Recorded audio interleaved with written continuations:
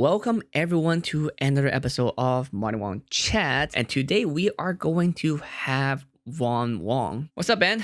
What do I Hey call you yo! anyway? Whatever comes to mind, man. Ben or Von Wong, whichever one you can remember. My real name is actually Benjamin Wong. Okay. But the problem with Benjamin Wong, it's kind of common, so it's hard to stand out, Mm-hmm. which is why I had to invent the Von Wong thing. So Von means from in German. It's the Mm. first level of aristocracy, and since there's no Oh. more Tsar in Germany, you can't earn Oh. the Von title. And so I figured, well, there was not a single Wong, and so like Von Wong means like from the family of Wong. And so I just thought I it was kind of cool, and then it stuck. I mean, it was kind of spurred on by necessity because when I first started off my career as a photographer, the first thing you do is you look for your domain name to see like mm-hmm. whether or not you can get it. BenjaminWong.ca was like a wedding photographer that lived 6 hours away, and I was like, oh, I God can't dang do it. that. Yeah, I need something else. So Von Wong was born, and it's funny because it sounded really weird when I first started it. It actually took me like 9 months before I like truly adopted the name, and it just sort of grew from there. And here we are. When I started, like Facebook was the only place you would really Yep. place photos. I think Facebook and Flickr. And I remember, like, the reason why I got into photography was because of the instant gratification, like that Mm-hmm. exact flow of being able to say, like, oh, I created something and I get like likes and comments. And so you're using likes and comments as your metric of what's good work. I had like a similar moment, maybe a year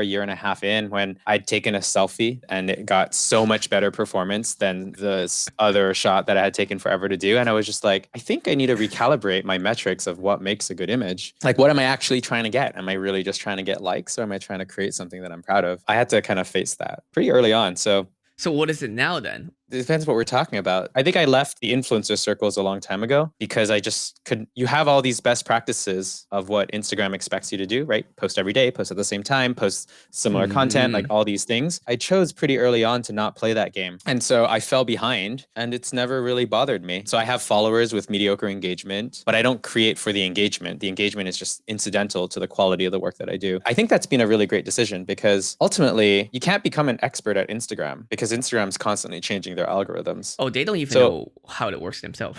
yeah, so at the end of the day, you just become like a slave to the platform. No matter Mm-hmm. how hard you work, how many hours you pour in, and how much you hack the system, you may become an expert just for a couple months or maybe a year, and then it'll just change. And if your entire business model depends on engagement or like all these like On a superfluous platform. things, yeah, then it just doesn't work so well. I'm not interested in that lifestyle. Maybe I should rephrase that way because some people do it. I mean, now is what the next big one right now is TikTok. Lots of kids are doing it. I It know. just made me I feel have old. I look at the rate of creativity, like how fast people produce things and how often they create, and Mm-hmm. it just feels so tiring, primarily because it's like being in the rat race and you can never escape it. Because the Mm-hmm. minute you stop running on your treadmill, the minute like everything you worked so hard to build disappears. And it's like when you start jogging and then you run as fast as you can and the treadmill is moving, and then at some point the treadmill will run faster than you can keep up with it, and then you burn out. And I feel like, I don't know about you, but I feel like I've seen that quite often in worlds where like people no longer enjoy the content that they're creating. They're like a slave to the content that they have to do. When I became a photographer, I very early on decided that I didn't want photography to be a job because I had just quit my day job. I was an engineer before. It was basically like, if I don't want to be an engineer and I want to have a passion or something I enjoy doing, then I should make sure to protect that. And at no point should I go back to photography being a job, because if that were the case, then I should just go back to my old job so I could still have something that I enjoy doing. And so I've always been really careful to try to protect that as much as possible in a very practical way. Maybe a good way to look at photography is to not look at it as a lifestyle, right? Like, photography is the tool that you use. The Mm-hmm. lifestyle that you want to have is completely different. And so Mm. photography, let's say you like traveling and you like Mm-hmm. meeting people and you like being creative, being surrounded by creatives. If photography is the tool that allows you to do the things that you want to do, that's Mm. great. But if it's not the tool that you need to accomplish the life that you want to have, you might want to start looking in somewhere else. So, one of the things that I've been trying to focus on a little bit more, and this is something that's changed over time. So I think my last like 5 or 6 years of my work has always been focused on the output of what I create. So I only Mm-hmm. create, like, for the last 4 years, I've only created campaigns to Mm-hmm. make a social impact. If it wasn't going to accomplish something good, I Mm-hmm. didn't do it. So that's like all my fun photo shoots stopped because I really wanted my work to mean something. I basically turned down anything that was just for fun. I stopped all my collaborations. I just focused on 100% on like saying, I'm going to figure out how to combine fantasy and impact. That is Um, hard. That is like, especially the saying no to things that you might enjoy and also might be good pay. You'd be like, nope, I don't want to do Yeah, it that. took me 18 months to get my first paid job after I said I didn't want to do that. But one of the things that I'm trying to get back to is like, what do you enjoy the process of doing? Like, what is something that you enjoy doing and that you could actually convert into like a hobby that you want to do? So months ago, I was talking to one of my friends who's nomadic, and I Mm, just asked her, I was like, how do you decide what to do with your life? She gave me like two frameworks. The first framework that she would follow is the principle of ikigai, which is mm, the Venn diagram of what you love, what you're good at, what the world needs, and what you can mm. get paid for. And those circles just cross over. And See if what's you can overlap. find that center, that's your North Star. And then the other half of it, which is the part that I didn't know about, was you try to take a look at how you would spend your ideal week. Like, what would you do with your time in like a dream week? What would you spend your week doing? Because the way we spend our time is probably the most indicative of what we wish we could be doing. And find a way to Mm. combine those two things together. So the ikigai with the way you spend your time. And if you can do both of those, then you have like a roadmap for what you Oh, might want to man. do.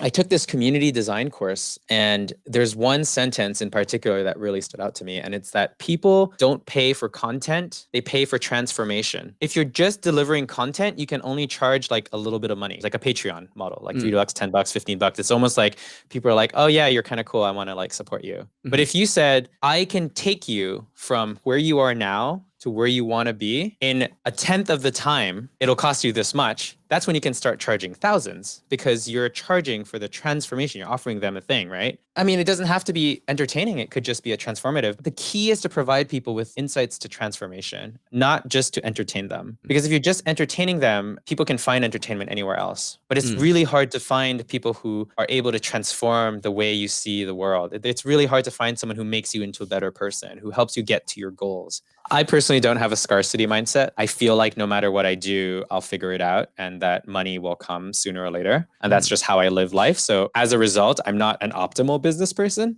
However, I've also never struggled. Right? I've never worried mhm, about being homeless. Like I go through like dry periods, like a year with no work or something, but it's intentional. Like I'm not stuck in a situation. So like when mhm. COVID-19 hit this year, I was planning on being nomadic. I just ended up coming back home to my parents' house, and it's totally fine. I'm just downsizing. Plans completely changed. All my work got canceled, and I just kind of roll Mhm. with it. I don't know. I see opportunity in everything, and it's not always like rainbows and butterflies. I mean, I was given a piece of advice in 2012 by Chase Jarvis, who is another photographer, and he said Yeah. that if you figure out what the one thing in life you can do that nobody else can do, then you never have to worry about getting paid another day in your life. And I took that to heart, like this idea that if I could just be good enough at something, if I could just figure out what made me unique, then when someone wants to hire you and no one else in the world can do it, then you can charge whatever you want for it. What was the Yeah, last I project you were yeah. doing? Yeah, so the straw one was the most successful project. We collected 168,000 plastic straws over 9 months in Vietnam and cleaned them and converted them into a Guinness World Record art installation to raise awareness for plastic pollution. And that was your Yeah. latest one, I think. No, right after that, we went to Singapore and collected 18,000 plastic cups and Oh, right. converted that into some caves. But after those installations, like I realized that I was spending a little bit too much time trying to figure out the installation world. Like after I had done these projects, I realized like, you know what? Creating installations isn't what I thought it was. How close are you at that ideal goal where you combine the, what you want to do and also what you're good at? I think life is like this. This is where you want to be, and this is where you are. You can try to close this gap as much But as you it keeps want, shift. Yeah. but it's never going to get there. That's a So very artist mindset too. I think it's us. We're never fully happy. It's just always like, oh, I'm getting no, happier, but then like this kind of move. The goalpost just move a bit further every single time. it is. It's a little bit frustrating, but I think it's just It's the a way it gift and a is. curse, and us, especially us being Asian, is a very Asian culture mindset. Like Yeah, if we're fully happy, we'll never improve. So it's a yeah, gift and a yeah, curse. no. Once it's over, any project you wanted to do but haven't got a chance yet? I'd like my next big project to prove that it's possible to achieve social, economical, and environmental change through the power of art. I want to create a project that creates work for the community. So the project that create That projects. basically a project that creates work for the community, that protects the environment and educates the people, and is self-replicating so that can grow over time. Thank you so much for watching. I'll see you all next time. See you guys. Bye.